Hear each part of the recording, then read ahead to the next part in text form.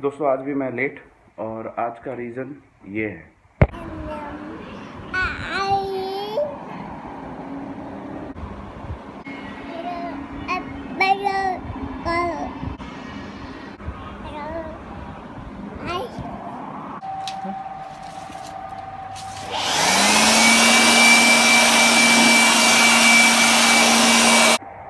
ये 2 कार्ट्रिज मंगवाई थी अपने प्रिंटर्स के लिए, तो वो मैं आपको अनबॉक्सिंग करके ज़रा दिखा देता हूँ।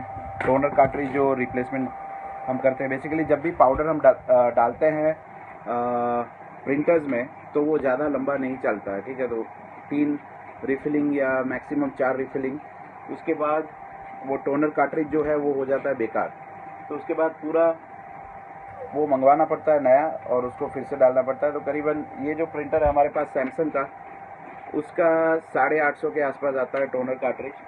तो आज 2 मंगवाए, क्योंकि 2 प्रिंटर है और एक तो अभी उसका शायद वो डेथ ही हो गया, वो अब चालू नहीं होगा, रिपेयरिंग के लिए जाएगा।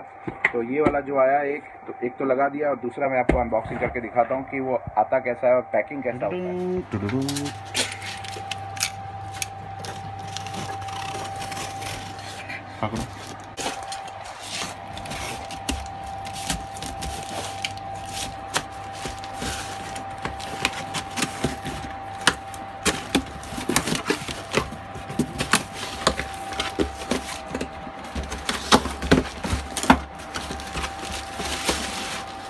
खाली बॉक्स आया है, बाहर से ऐसा दिख रहा है।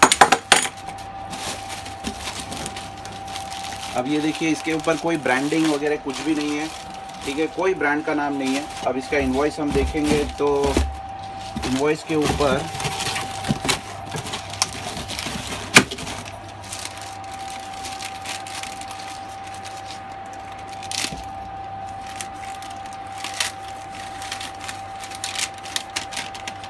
अब यहाँ पे लिखा है 101 टोनर कार्ट्रिज कंपैटिबल, ठीक है। तो कंपैटिबल है तो कोई ब्रांड का नाम नहीं है, कुछ भी नहीं है।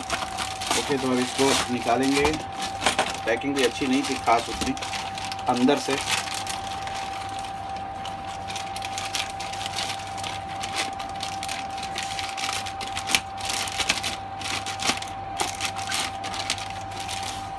चिपका हुआ था अंदर से गर्मी की वजह से। अब देखते हैं कि अब इसको सीधा क्या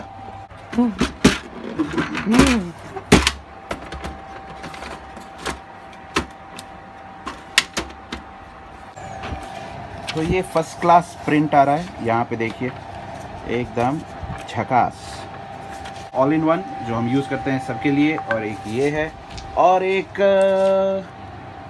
यहीं कहीं था बट अभी मिल नहीं रहा है। ये हमारा एसी का आगे का एक स्पेयर पार्ट जो लटका के, हमारा एसी नहीं दिखाया हमने आपको, ये देखिए, ये हमारा एसी है। नमस्कार दोस्तों, मैं सुनील, आपका होस्ट एंड दोस्त फ्रॉम ई-कॉम टेक का तड़का।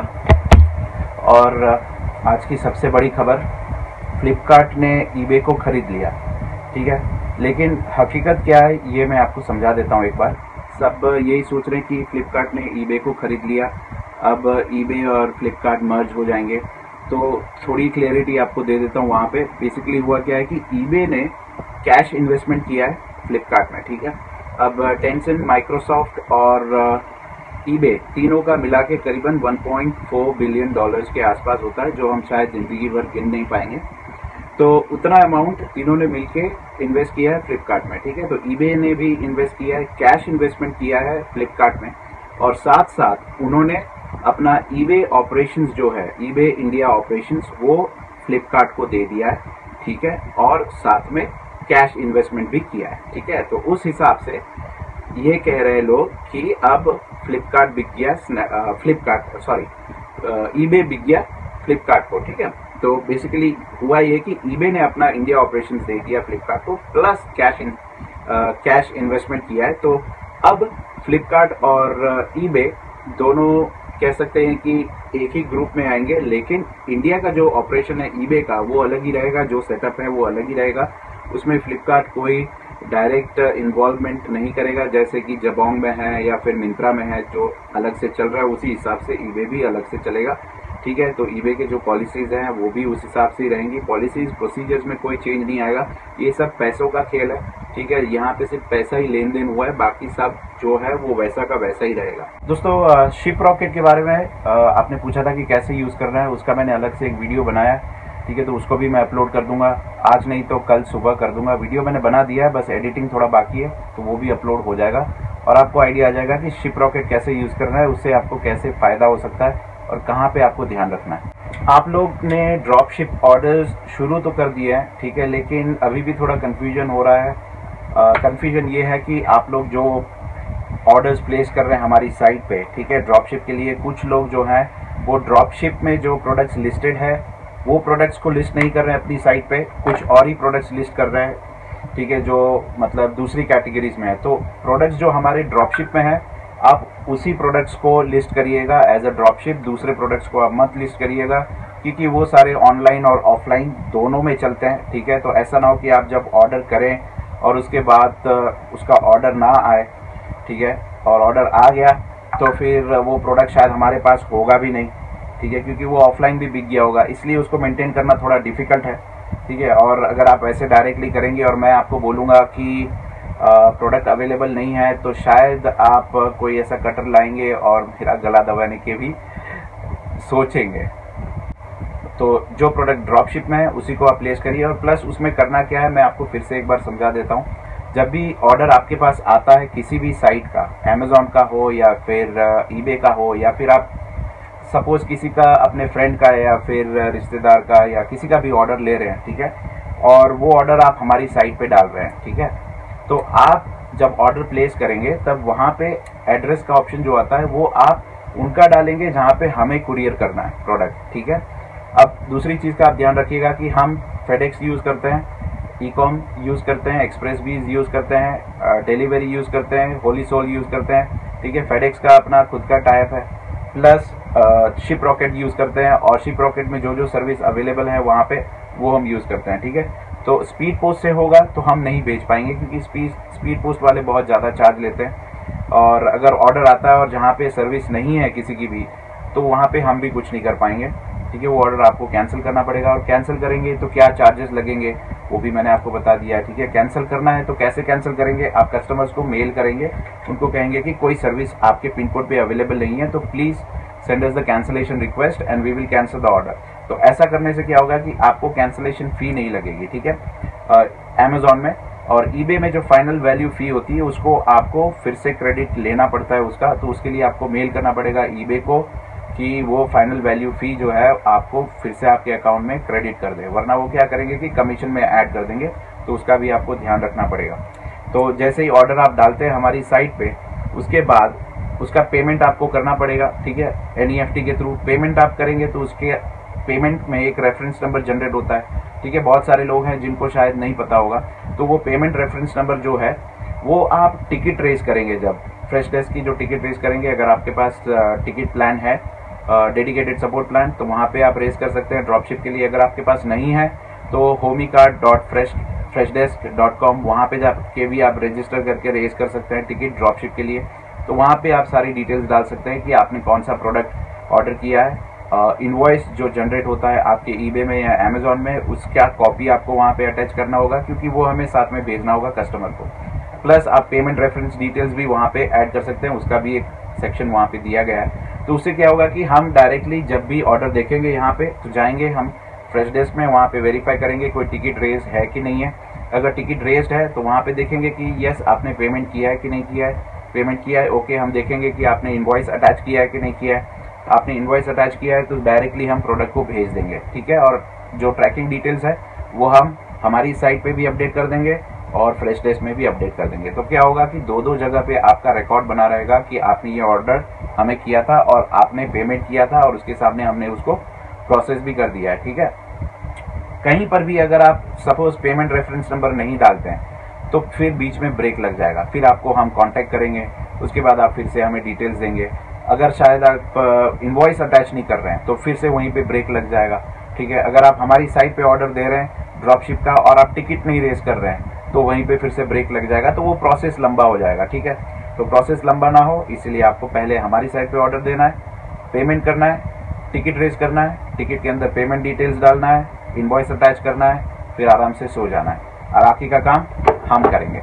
ओके, आगे का एक इम्पॉर्टेंट इंफॉर्मेशन, जब हम ट्रैकिंग नंबर आपको देते हैं तब उसको आपको क्रॉस चेक करते रहना पड़ेगा कि वो प्रोडक्ट डिलीवर हो रहा है कि नहीं हो रहा है। ठीक है, कस्टमर को ऐसा ना हो कि वो वहाँ से रिटर्न आ जाए, ठीक है, कहीं से रिटर्न आ जाए, कोई एंट्री फॉर्म के लिए कहीं अटका पड़ा हो, तो वो भी आपको चेक करता रहना पड़ेगा। अगर कोई कस्टमर कहता है प्रोडक्ट नहीं मिला है तो आप सीधा वहाँ पे जाएंगे फ्रेश डेस्क में, और वहीं पर अगर आप कस्टमर का नाम भी अगर डालेंगे, अगर आपने कस्टमर का नाम डाला है फ्रेश डेस्क में कहीं पर भी, ठीक है, इनवॉइस नहीं, नाम कहीं पे टाइप किया हुआ है, तो फ्रेश डेस्क में अगर आप वो नाम डालेंगे तो ट्रैकिंग नंबर भी आपको वहीं पे मिल जाएगा और आप अपने पैनल पे भी देख सकते हैं, सेलर पैनल पे, ईबे पे और अमेजोन पे, तो उससे आपका काम थोड़ा इजी हो जाएगा। और एक चीज़ दोस्तों, ड्रॉप शिपिंग के बारे में, अगर आप लोग ऑर्डर्स दे रहे हैं ड्रॉप शिपिंग में, ठीक है, और कोई कंप्लेन है, कोई इश्यू है, तो आप लोग सेम वही homica.freshdesk.com में जाके वहाँ पे कंप्लेन रजिस्टर करिएगा।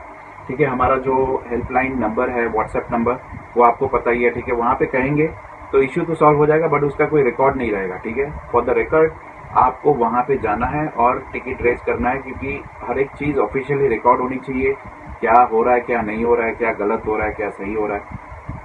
तो प्लीज़ उसको आप वहाँ पे जाके लॉग इन करके और रजिस्टर करिए, आपकी कंप्लेन हो या कोई भी रिक्वेस्ट हो। अब ईबे पावरशिप के बारे में बात करते हैं। ईबे पावरशिप में जैसे कि मैंने बताया था लास्ट वीक, करीबन 40-45 लोगों के पावरशिप एक्टिवेट नहीं हुए, जो कि अब शायद नहीं होंगे। ठीक है, क्योंकि पहला रीज़न, टाइम पे मेल नहीं चेक किया, और मेल जब भेजा गया तो ऑलमोस्ट समझ लीजिए कि 24 आवर्स तक का टाइम दिया गया था। ठीक है, आप में भी बिजी हो सकते हैं, कहीं पर भी कुछ भी काम हो सकता है, कोई भी इमरजेंसी हो सकती है। ठीक है, लेकिन यहाँ पे ये बिजनेस ऐसा है कि यहाँ पे कमिटमेंट पे सब चलता है, तो वहाँ पर भी कमिटमेंट देना पड़ता है सामने कि यस, ये टाइम तक ये रिप्लाईज आ जाएंगे, जिनके आएंगे उनके डिटेल्स हम सामने भेजेंगे।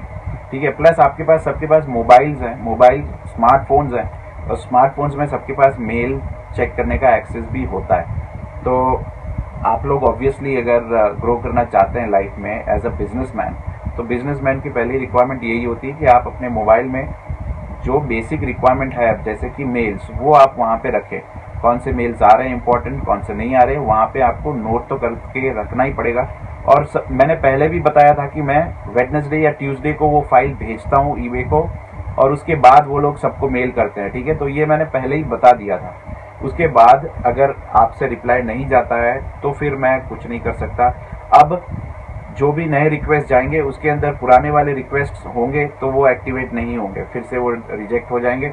तो फिर से आप लोग वो रिक्वेस्ट मत डालिएगा जिन्होंने भी पहले डाले थे और जिनके रिजेक्ट हो गए ड्यू टू नॉन रिप्लाई। ठीक है, जिन्होंने भी मेल नहीं किया था, रिप्लाई नहीं किया था, उनके लिए। ठीक है, तो वो चांस अब शायद नहीं मिलेगा। अब दूसरी बार अगर हम भेजेंगे, जिनकी डिटेल्स वो हम पहले से यहाँ पे वेरीफाई करेंगे भेजने से पहले, और उसके बाद हम भेजेंगे। ठीक है, इतनी सारी हम मेहनत कर रहे हैं यहाँ से, अपना टाइम इन्वेस्ट करके आपके लिए, और उसमें से ऑलमोस्ट 30-40% लोग रिप्लाई नहीं करते हैं। ठीक है, तो बेसिकली होता क्या है कि हमारा भी यहाँ पे टाइम वेस्ट होता है, उनका भी वहाँ पे टाइम वेस्ट होता है, और वो लोग भी कमिटमेंट देते हैं सामने और वो भी फुलफिल नहीं होता है। तो सही बात नहीं है ये। ठीक है, अब जो भी इंटरेस्टेड है ईबे पावरशिप के लिए, सीरियसली इंटरेस्टेड है, तो वो फॉर्म फिल कर सकते हैं। अगर आपको लगता है कि करना है, नहीं करना है, ट्राई करके देखते हैं, तो फिर वो नहीं हो पाएगा, आपसे भी नहीं हो पाएगा, ट्राई करने का भी कोई मतलब नहीं है। ठीक है, क्योंकि वो आप ट्राई करेंगे उसमें फालतू में लॉस करेंगे, उससे अच्छा आप ट्राई ना ही करें। आखिर में लीगल सपोर्ट के बारे में, लीगल सपोर्ट में मेरे पास करीबन 80 रिक्वेस्ट्स आई है, तो सारी डिटेल्स मैं अभी शाम को भेज दूंगा जो कंसर्न डिपार्टमेंट है उनको। तो कल से आपको कॉल्स आना शुरू हो जाएंगे। ठीक है, for the legal support that you ask for, मतलब जो भी होगा, मैंने देखा नहीं है अंदर क्या है नहीं है, मैं डायरेक्टली उनको डेटा भेज दूंगा, और कल से आपको शायद फ़ोन्स आने शुरू हो जाएंगे। तो प्लीज़ जिन्होंने भी वो डेटा भरा है लीगल सपोर्ट के लिए, प्लीज़ वो कॉल का, अगर कोई कहीं से भी कॉल आता है तो कॉल उठाइएगा, इग्नोर मत करिएगा, क्योंकि वो कॉल शायद वहाँ से ही हो सकता है जिसके लिए आपने एक्चुअली ये फॉर्म में डेटा डाला हुआ है।